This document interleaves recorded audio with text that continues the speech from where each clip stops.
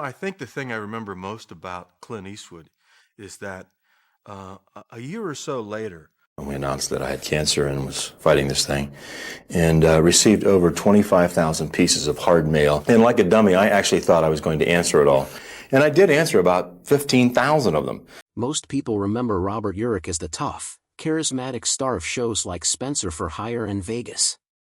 On screen, he embodied strength, control, and an unshakable readiness to take on any challenge. But behind the scenes, his reality was very different. Away from the spotlight, Robert was battling struggles far more serious than any role he played.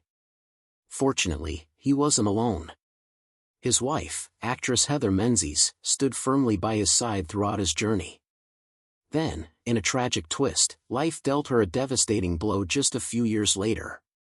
So what happened to this resilient couple? Let's take a closer look at their journey. Born in the small town of Toronto, Ohio, not Canada, Robert Urich's rise to fame is nothing short of inspiring. Few actors can say they starred in 15 different television series, but Robert wasn't your typical performer. With a silky smooth voice, striking good looks, and an approachable charm, he lit up screens for over 30 years. While millions saw a leading man who always came out ahead, the real story behind the curtain was far more complex.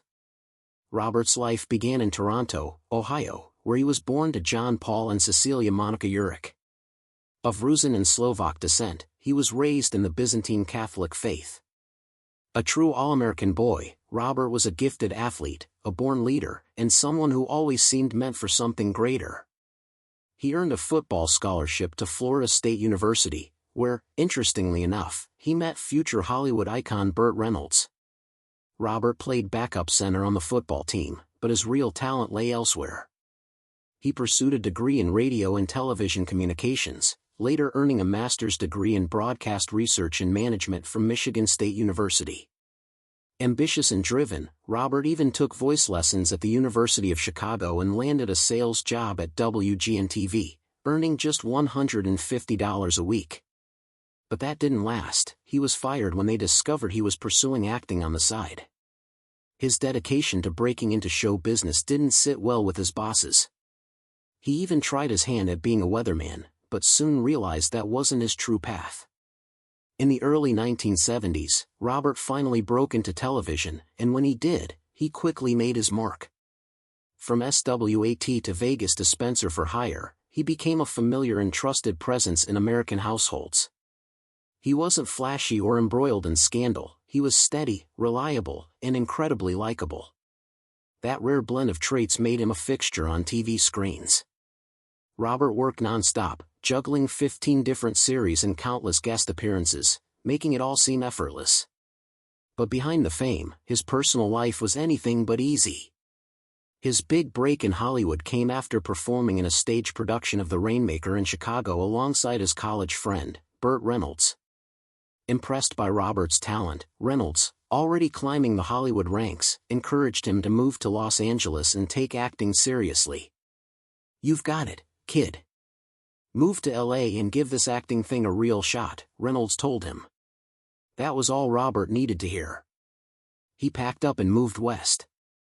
Not long after arriving in LA, he landed his first TV role, a guest appearance on the FBI in 1972.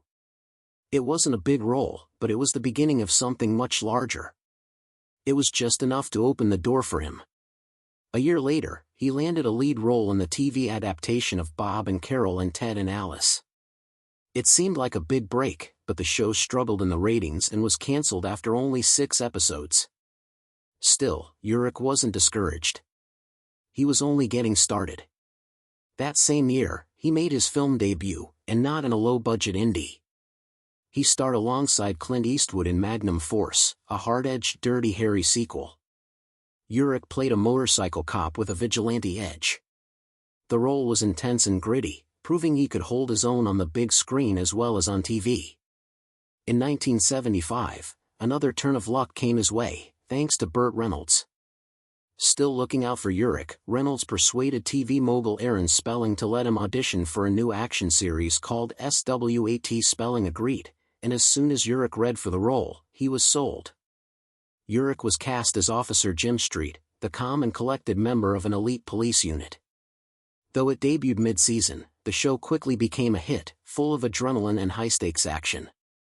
Urich became a television star almost overnight. But the success didn't last long. Critics panned it for excessive violence, and by 1976, S.W.A.T. was cancelled. Urich didn't let that slow him down. In 1977, he took on a comedic role in the hit sitcom Soap, playing Peter the tennis player, a short but memorable part. That same year, he joined the cast of Tabitha, a spin-off of Bewitched, as Paul Thurston, a charming but self-absorbed talk show host.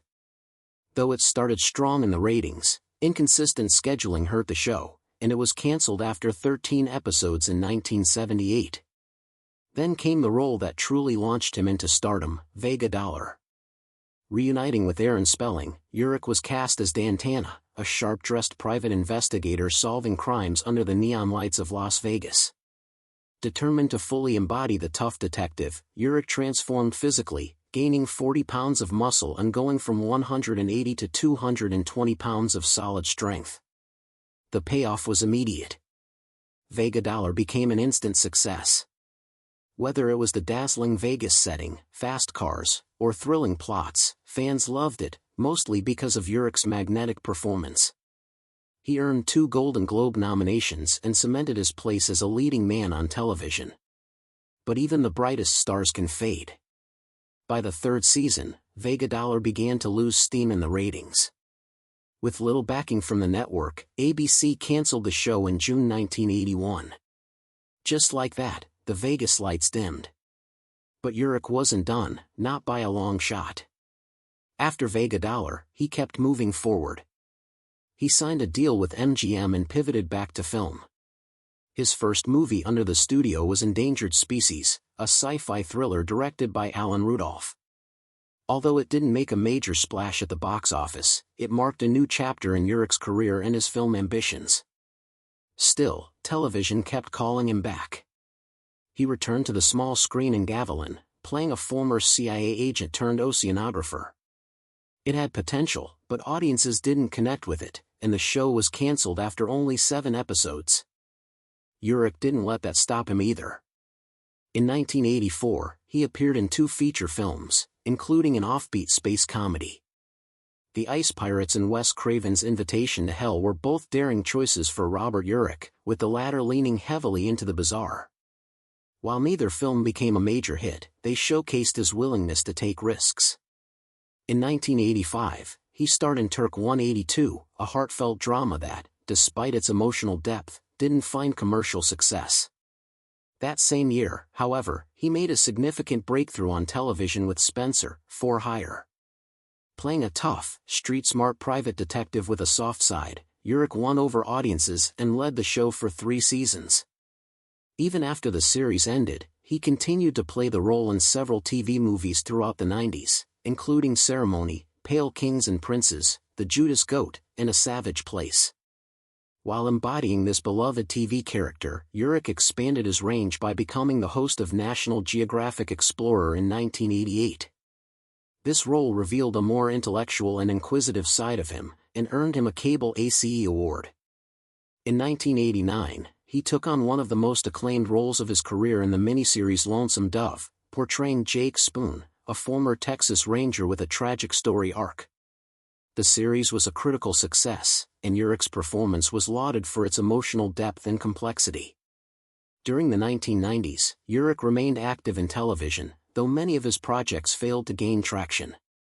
He appeared in a variety of short-lived series and TV movies, including American Dreamer, 1990, 83 Hours Till Dawn, and Crossroads, 1992. Always in search of another major hit, he partnered with Faye Dunaway in the 1993 sitcom It Had to Be You, which was cancelled after just 4 episodes. In 1995, he narrated a little-known Disney documentary titled Alien Encounters from New Tomorrowland, which aired only once and later became something of a legend among Disney enthusiasts.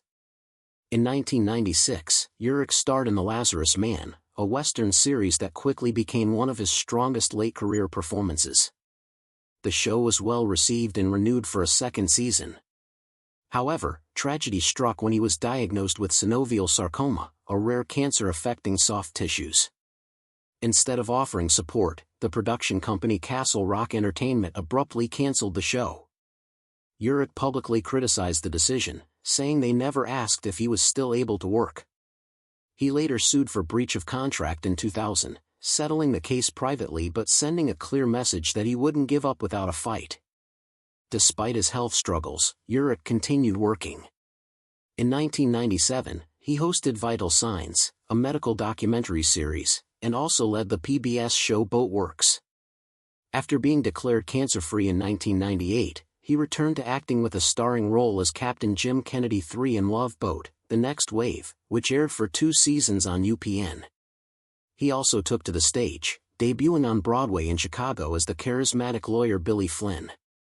Touring with the show in 1999 and 2000, he proved he still had the presence and talent to shine. In 2001, Urich joined the cast of Emeril, a sitcom centered around celebrity chef Emeril Lagasse. Although the show struggled with critics and audiences, Urich's performance stood out as a highlight. It would be his final series. His last role came in the made-for-TV movie Night of the Wolf, which aired on Animal Planet the evening before he passed away. Robert Urich publicly announced his cancer diagnosis in July 1996, revealing he had synovial sarcoma, a rare cancer that targets the body's soft tissues. It was a devastating revelation, but Urich faced it with unwavering determination, grace, and hope. He refused to let the disease define him, continuing to work and inspire others throughout his battle. Even while undergoing aggressive treatments, he continued working. He wasn't just fighting for his own life, he became a voice for others. Urich dedicated himself to raising cancer awareness, advocating for early detection and the importance of research. His commitment did not go unnoticed. He received several accolades, including an award from the John Wayne Cancer Institute and the Gilda Radner Courage Award, both honoring his strength and advocacy. Alongside his wife, Heather Menzies, he founded the URI Fund at the University of Michigan Comprehensive Cancer Center, directing support and resources toward cancer research. He wasn't just a figurehead, he contributed financially as well. After appearing on Who Wants to Be a Millionaire, he donated his $125,000 winnings to the fund. By 1998, his efforts seemed to be paying off when he was declared cancer-free. In a victorious moment, he was named the national spokesperson for the American Cancer Society.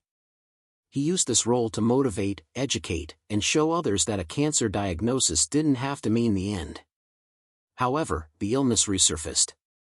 In November 2001, Urich revealed in an interview that new lumps had been discovered. Despite the news, he remained hopeful, encouraged by a new treatment that seemed promising. Tragically, his condition worsened. In April 2002, just a week before his death, Urich was admitted to Los Robles Hospital and Medical Center in Thousand Oaks, California, due to breathing problems. He passed away on April 16, 2002, at the age of 55, surrounded by his wife Heather and their 3 children. His funeral mass was held on April 19 at St. Charles Borromeo Church in North Hollywood. Following his cremation, his ashes were laid to rest at the family's vacation home in Prince Edward County, Ontario, Canada. A quiet memorial now stands in the West Lake Church of Christ Cemetery nearby, a serene tribute to a man who gave everything, both in his career and his advocacy. Regarding his personal life, Robert Urich was married twice. His first marriage, to actress Barbara Rucker in 1968, ended in divorce in 1974. The following year, he married actress Heather Menzies. Their marriage lasted until his passing in 2002, during which they adopted 3 children. Their relationship was built on mutual respect, love for family, and a shared passion for acting. Heather Margaret Brotherston Menzies was born on December 3, 1949, in Toronto, to Scottish immigrants who had moved to Canada after World War II. Her father, an aspiring artist, led the family through a nomadic childhood. By age 14, Heather had lived in Vancouver, Miami, London, and Southern California. She had a younger sister, Sheila, and an older brother, Neil, who passed away in 2019. Heather graduated from John Burroughs High School in Burbank in 1967 and later pursued acting at Falcon Studios University of the Arts. She made her screen debut in 1964 on the television show The Farmer's Daughter. At just 14, she secured her breakout role as Louisa Von Trapp in The Sound of Music. Despite her lack of formal training, she held her own among a seasoned cast, performing in songs like So Long, Farewell, and The Lonely Goatherd. In the iconic rowboat scene, Heather rescued young Kim Carruth, Gretel, who had fallen into the lake and couldn't swim. Heather went on to have a diverse and successful career in both television and film, appearing in many well-known series. Heather Menzies had a notable acting career, appearing in well-known TV shows like Bonanza, Dragnet, and T.J. Hooker, among others. She also co-starred with her husband in the sci-fi series Logan's Run and featured in films such as Piranha. In 1973, she graced the pages of Playboy in a pictorial that playfully referenced her Sound of Music beginnings. She met Robert Urich in 1974 while filming a commercial where they married, and their on-screen union soon became a real-life marriage. They built a purposeful life together, raising 3 adopted children. After Robert's passing from cancer in 2002, Heather dedicated herself to continuing his legacy. She founded the Robert Urich Foundation, focusing on cancer research and supporting patients and their families. Having previously survived ovarian cancer herself, her commitment to the cause was unwavering. In November 2017, Heather received a diagnosis of terminal brain cancer, and she passed away peacefully on December 24, 2017, at the age of 68, surrounded by her loved ones. Her son, Ryan Urich, shared that she was a joyful actress and ballerina who lived life to the fullest. Despite her pain, he noted that she found peace in her final moments. Together, Robert and Heather were strong advocates for various causes. They helped fund the Eccles Performing Arts Center in Park City, Utah, where a scholarship was later established in Robert's memory. They also co-founded the Robert and Heather Urich Fund for Sarcoma Research at the University of Michigan, significantly impacting cancer research and support. Robert's contributions were recognized in his hometown of Toronto, Ohio, with a highway interchange named in his honor, and he received a star on the Hollywood Walk of Fame. For years, he was the only person with a last name beginning with U on the Walk of Fame until Usher joined him. Though both are gone, their impact endures through their children, their foundation, and the countless lives they touched. The Urich's journey to parenthood was challenging, marked by multiple miscarriages before they turned to adoption. They welcomed their first 2 children, Ryan and Emily, in 1978 and 1980, respectively, and then adopted their 3rd child, Allison Grady, in 1998. Robert was a loving and engaged father, providing strong emotional support for his children, especially during difficult times. When his cancer returned as Ryan approached high school graduation, it deeply affected the family. Yet, Ryan, Emily, and Allison stood by their father throughout his final months, mirroring Heather's unwavering support for him years earlier. While Ryan initially explored acting, he ultimately chose a different path. Inspired by his father's battle with cancer, Ryan Urich is now an infectious disease specialist with Lovelace Medical Group in New Mexico, a testament to the profound impact his father had on his life. Ryan has shared that watching his father suffer and feeling helpless was a life-changing experience. Although he couldn't save his dad, he realized that with a medical degree, he could save others. This sense of purpose has guided him ever since. Emily and Allison have chosen to lead quieter lives away from the public spotlight. Still, as a family, they've preserved their parents' legacy, not only through the Robert Urich Foundation and scholarships in their names but also through the way they carry themselves with grace, conviction, and compassion. Among the 3 siblings, Ryan is the one who speaks most publicly about his father. Robert, as a father, often prioritized connection over correction. Ryan recalls times when he got into trouble at school, and instead of scolding him, Robert would get down to his eye level and gently open the door to conversation. He sought understanding, not just discipline. This gentle parenting style extended to his daughters as well, as he showed attentiveness and celebrated even the smallest milestones with sincere pride. Even in his final days, weakened by illness, he found the strength to play with his youngest daughter Allison, just days before her 4th birthday. Robert's battle with cancer was long and grueling, lasting 6 relentless years and involving 3 diagnoses. The initial round left him shaken, but he met it with resilience. He underwent surgery, chemotherapy, and radiation, losing his hair but not his determination. He returned to work as soon as possible, hosting assignments for National Geographic, traveling to distant parts of the world even while fighting the disease. When his cancer returned during Ryan's last year of high school, it had become more aggressive.